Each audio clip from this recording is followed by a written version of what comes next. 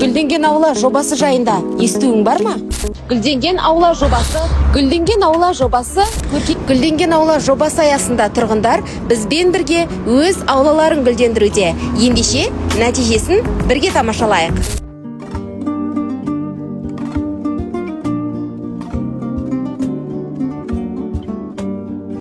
Әкешім, не істеп жатсыздар?